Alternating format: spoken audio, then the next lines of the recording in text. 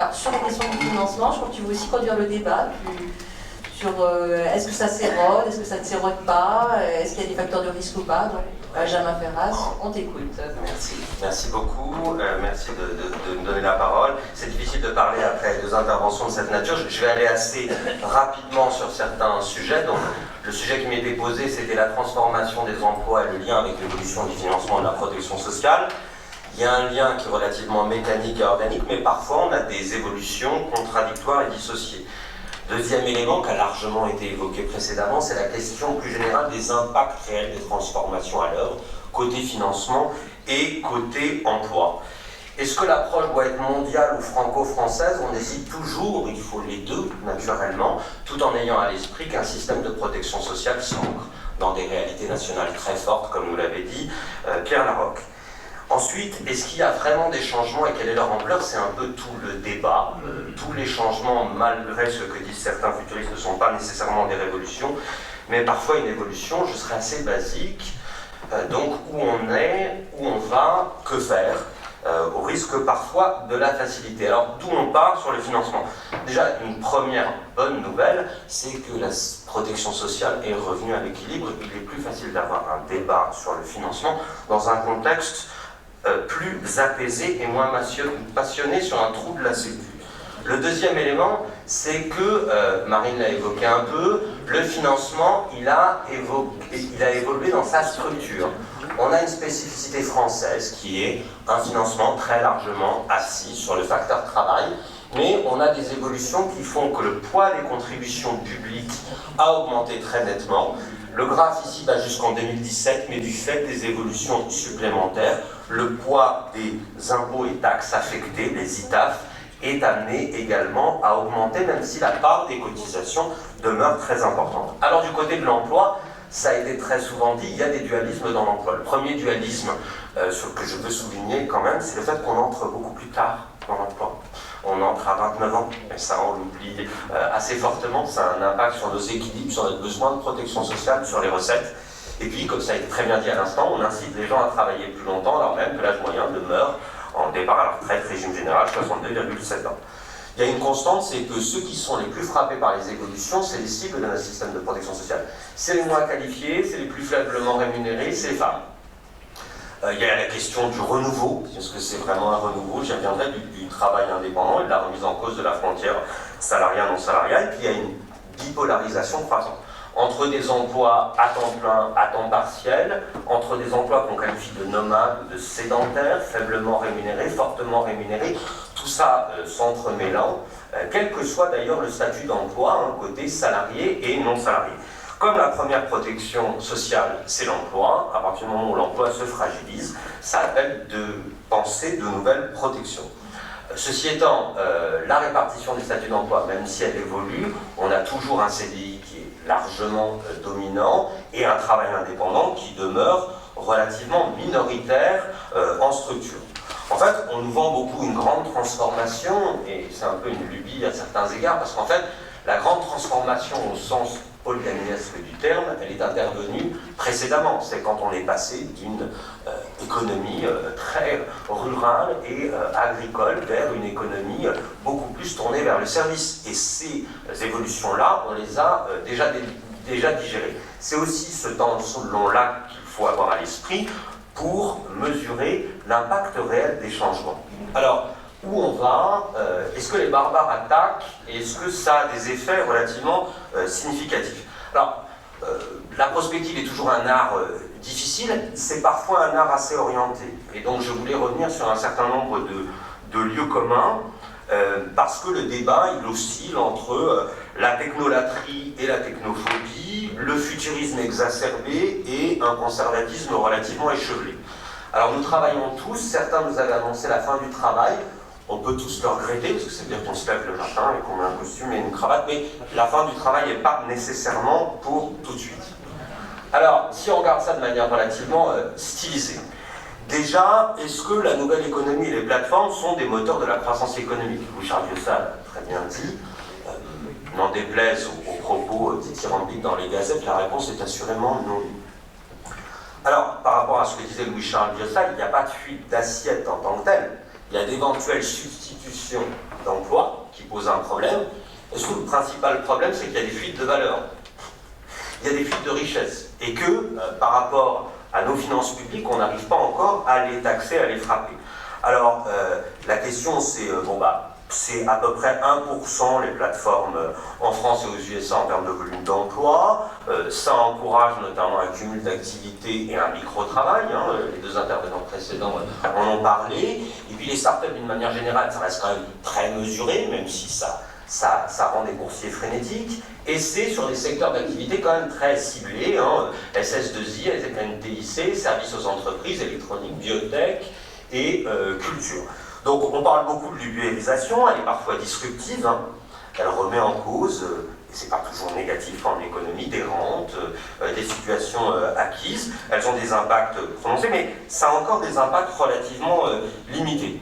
Et ce qui est assez paradoxal, c'est que notre société vit dans une relative fascination, parce qu'on recherche de la croissance et de l'emploi. C'est Economy and Finance First, au risque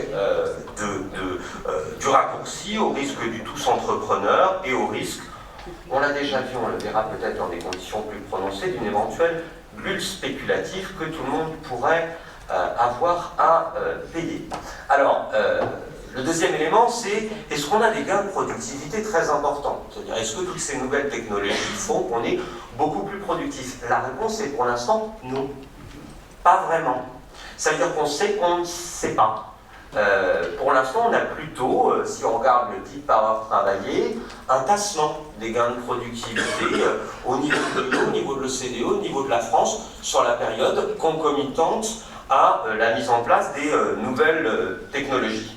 Donc, pour l'instant, on sait qu'on ne sait pas. C'est assez contre-intuitif parce qu'on voit que nos manières de travailler, nos manières de réfléchir, nos manières d'agir ont beaucoup évolué. Mais pour l'instant, au niveau macro, c'est pas encore tout à fait sensible, hormis sur certains secteurs et certaines tâches. Alors, le deuxième élément, c'est est-ce que demain, on sera tous précaires? C'est vrai qu'il y a un essor continu d'emplois qui sont plus précaires. Et ça interroge beaucoup le système de protection sociale qui va devoir accompagner des trajectoires non linéaires, alors même que, comme ça a été dit, les systèmes demeurent pour partie contributifs. Ceci étant, dans les projections telles qu'elles sont faites là, il faut prendre en compte ce point-là, mais ça n'est pas ça qui transforme notre structure d'emploi de manière radicale, ça n'est pas ça qui fragilise de manière dirimante l'équilibre de nos finances sociales. Est-ce que demain on sera tous indépendants? Non. Alors certains parlent de renouveau. Le renouveau est assez différent quand même en fait, parce qu'il y a surtout 3 pays dont on parle, c'est la France, le Royaume-Uni et les Pays-Bas. Pardon, je ne vais pas parler des autres pays qu'on évoquait, que Louis-Charles évoquait tout à l'heure. À quoi est due la croissance sur la période récente? C'est lié au fait qu'on a voulu créer de l'emploi indépendant, qu'on a créé des statuts socio-fiscaux attractifs. Donc c'est pas une passion, etc. Il y a effectivement derrière l'offre rencontre la demande, mais au départ on crée un cadre réglementaire, certains pourraient dire même relativement dérégulé par rapport au salariat classique, qui conduit à une hausse très forte de ces emplois dans certains pays. Alors ensuite, les projections ne sont pas non plus très porteuses en France pour le travail indépendant, parce que les fourchettes restent tout à fait mesurées, et avant tout, on ne reviendra jamais au niveau de travailleurs indépendants qu'on avait historiquement, qui était historiquement très élevé en France. Ceci étant, il y a un développement de nouveaux indépendants, et notamment l'auto et le micro-entrepreneur, avec une difficulté à voir dans quelle mesure il y a des effets de création pure d'activité, des effets de substitution par rapport à des statuts de travailleurs indépendants classiques. Aujourd'hui, il faut être quand même un peu particulier pour créer une activité en travailleur indépendant classique. Il vaut mieux se mettre le pied à l'étrier en micro-entrepreneur, et ensuite, une fois qu'on a créé de la valeur, passer et changer de statut. Par ailleurs, la croissance, elle est indéniable. Les revenus d'activité demeurent quand même structurellement faibles de ces populations-là. Et le problème, c'est que la couverture sociale qui est offerte demeure partielle. Enfin, elle est en tout état de cause très éloignée de l'alpha et l'oméga qui est la protection offerte aux salariés. Alors en fait, on a un débat qu'on n'avait pas précédemment, notamment du fait du micro-entrepreneur, sur les singularités de la couverture sociale des travailleurs indépendants, et qui est accentué par le fait que, avant, le fait d'être travailleur indépendant, c'était quelque chose de délibérément choisi. Aujourd'hui, ça peut être pleinement subi. Et on a un phénomène nouveau en parallèle qui touche les deux catégories, qui est qu'on a une figure nouvelle du travailleur indépendant pauvre.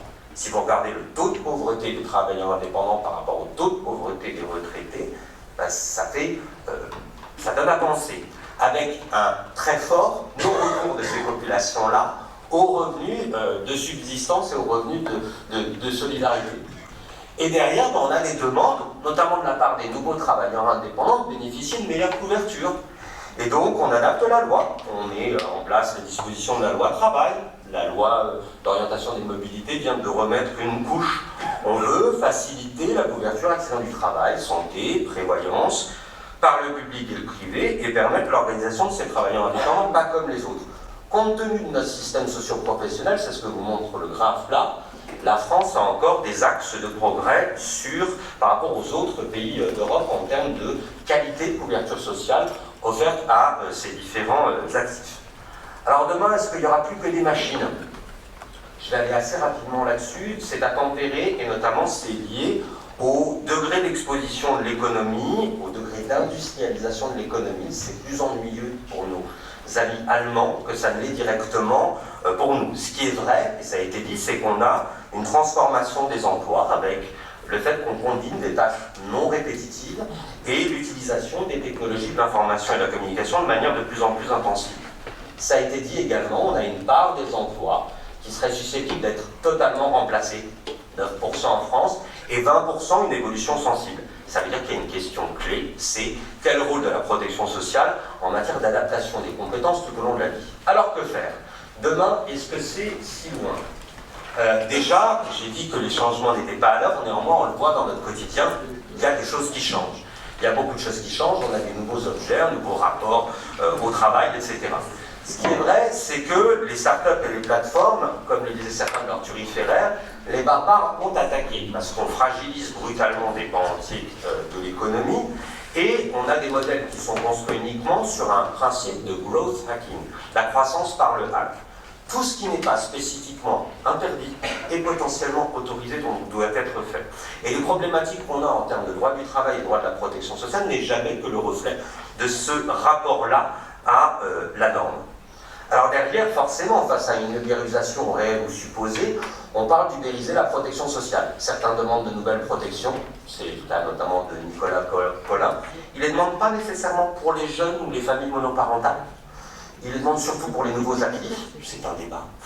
Le deuxième élément, il y en a qui proposent de changer de paradigme. C'était ce qui était évoqué tout à l'heure, le revenu universel. Ce qui est étonnant, c'est qu'une réforme qui est défendue tant par des libertaires, on va dire aussi des gauchistes, que par des ultra-libéraux et qui proposent un Big Bang financier, ne peut pas laisser totalement indifférent. On le finance soit par la taxe sur les robots, soit par une nouvelle flat tax, une fois qu'on a napalmisé l'ensemble de la protection sociale préexistante. Et puis il y a une autre proposition qui est les protections conventionnelles à la carte, via un droit de l'activité professionnelle. C'est notamment l'option qui est proposée par Jacques Barthélémy et Gilles Berset. La question c'est, est-ce que ce sont des remises en cause nettes et avérées, et est-ce qu'on va vers une nouvelle solidarité, voire un fractionnement des solidarités, à la fois en termes de financement et de couverture sociale?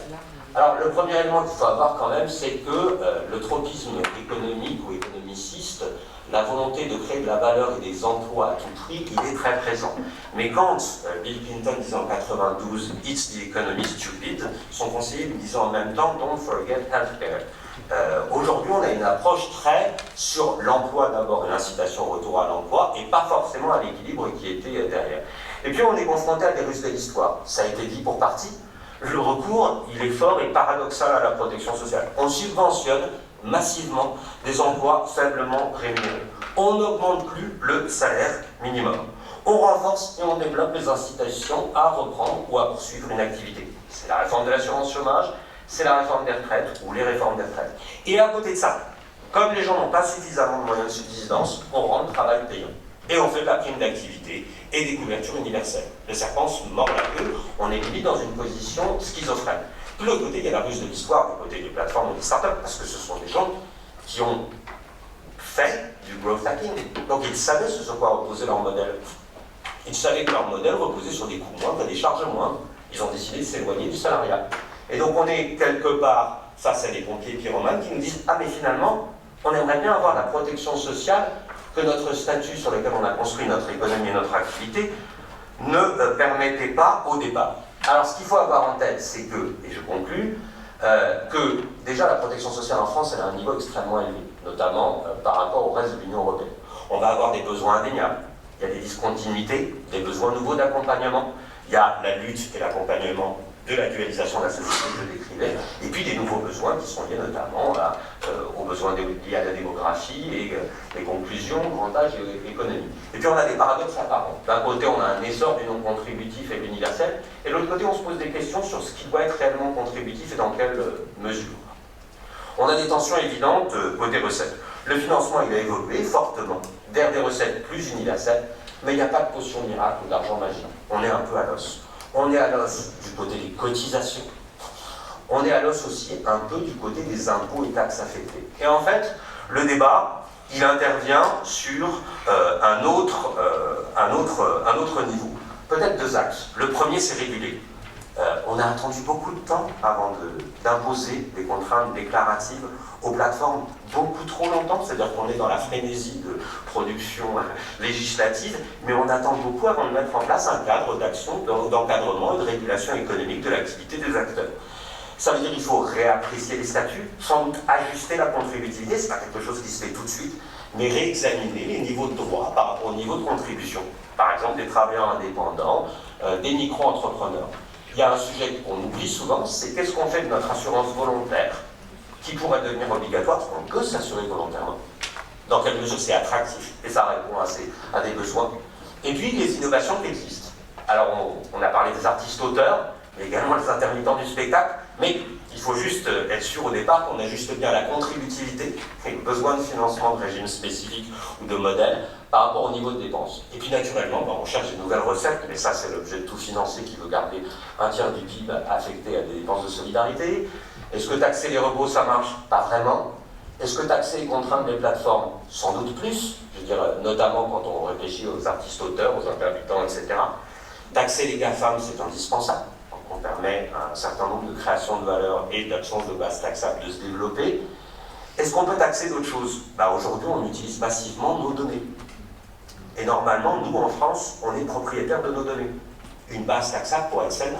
Est-ce qu'on a des tas de gens qui utilisent nos données, l'utilisation de nos données, soit de manière individuelle, soit de manière plus collective?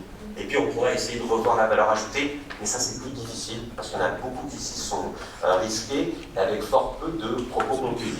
Tout ça se situera dans un débat beaucoup plus vaste, parce qu'on n'est plus sur une protection sociale financée exclusivement par les revenus du travail, et donc il faudra voir ça par rapport aux autres priorités politiques, notamment environnementales. Alors en l'absence de solution miracle, il faut piloter, ajuster, surveiller, et puis préserver la pérennité de notre système de protection sociale, donc de son financement, en garantissant le consentement et l'adhésion des gens, des citoyens à ce système-là, tant du point de vue des dépenses que du point de vue des ressources.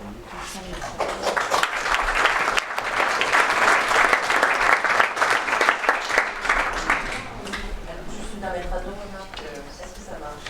Non.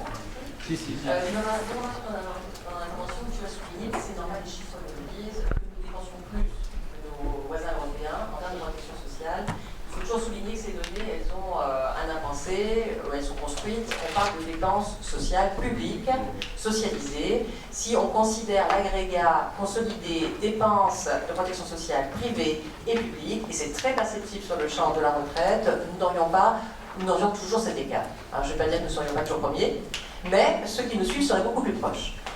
Et sur ce que l'on dit souvent, qu'on dépense 2 points de PIB de plus en retraite, si on considère les dépenses privées, en vérité, on divise quasiment par 2 cet écart. C'est plutôt de 1 point de PIB. Et l'autre élément, c'est normal, tu as montré les données disponibles sur cet équilibre retrouvé de nos comptes sociaux, que nous avons malheureusement perdu. nous sommes quand même aussi un petit bouleversement à courte échelle, c'est-à-dire qu'on est revenu sur ce qui était entre guillemets la jurisprudence Simone Veil dans les débats PLF, PLFSS, c'est qu'avant il y a un principe de compensation quand il y avait des exonérations, et pour la première fois, cette compensation par l'État des exonérations sociales eh bien, n'a pas été reconduite. Donc là c'est une dimension de fragilisation du financement qui est inédit, il ne faut pas en surestimer l'ampleur, mais il mérite quand même d'être cité, et tu as cité de nombreuses pistes quand même sur comment financer demain. Donc, grand merci.